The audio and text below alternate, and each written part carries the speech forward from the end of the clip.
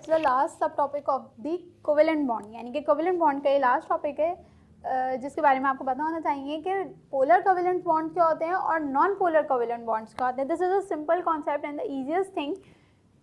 Non polar covalent bonds वो होते हैं जो कि सिमिलर एटम्स के दरमियान फॉर्म होते हैं, जबकि पोलर कोवेलेंट बॉन्ड्स वो बॉन्डिंग होती है जो कि डिसिमिलर एटम्स के दरमियान होती है। जब मैं आपको कोवेलेंट बॉन्ड की डेफिनेशन पढ़ा रही थी तो मैंने बोला था कि it usually occur between two similar atoms but not always.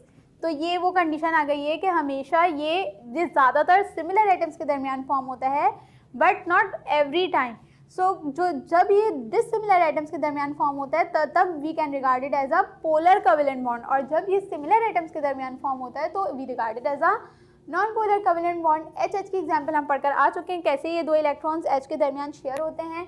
Basically तो वर्ड पोलर निकला है ना, ये पोल्स से निकला है, poles, two opposite poles, positive और नेगेटिव, यानी कि टू अपोजिट थिंग्स।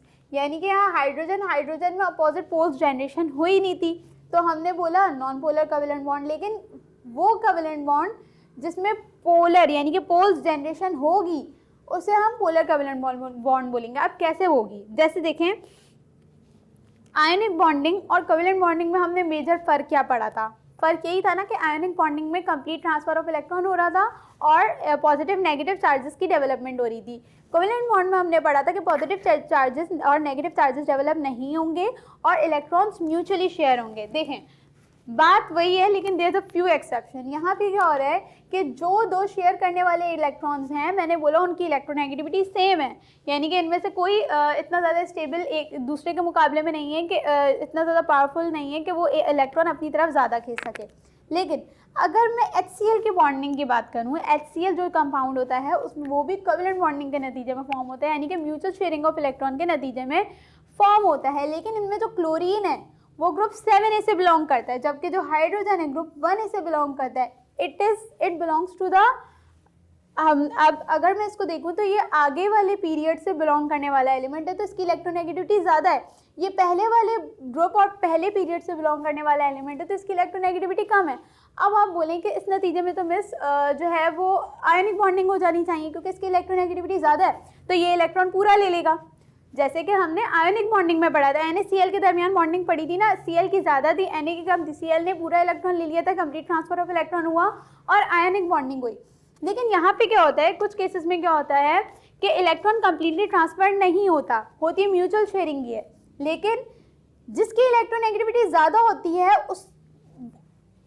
उसके पास शेयर्ड पेयर ऑफ इलेक्ट्रॉन ज़्यादा देर तक रहता है। मैंने क्या बोला था, शेयरिंग कैसे होती है कि एक इसके पास इलेक्ट्रॉन था, एक इसके पास इलेक्ट्रॉन था, दो इसको भी चाहिए, दो इसको भी चाहिए, तो क्या होगा, यही दो इलेक्ट्रॉन पहले इसके शेल में रिवॉल्व करेंगे और इसके शेल में रिवॉल्व करेंगे, ऐसे दोनों की नीड पूरी हो रही है।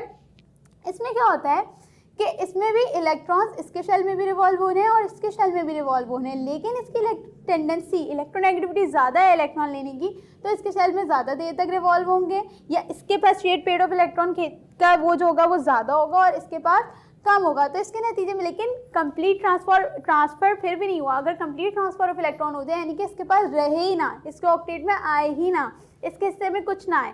जैसे कि मैं आपको इसकी एग्जांपल दे रही हूँ कि दो बच्चे आए आपस में लंच शेयर कर रहे हैं, अगर उन्होंने इक्वल शेयरिंग की है, यानी कि अगर मैं बोल रही हूँ कि 2 बिस्किट्स इस बच्चे ने खाए, 2 बिस्किट्स इस बच्चे ने खाए, तो ये म्यूचुअल शेयरिंग हुई।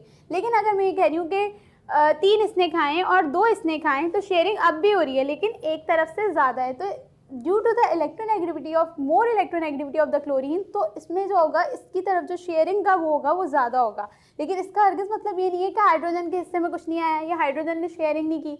तो such kind of a bonding या such kind of a covalent bonding is called polar covalent bonding. तो इसके नतीजे में क्या होगा, पोल्स जनरेट तो हो रहे हैं लेकिन कंप्लीटली पॉजिटिव और नेगेटिव चार्ज नहीं आ रहा, पार्शियल आ रहा है। ये जो ये साइन है ये शो करता है तो पार्शियल साइन।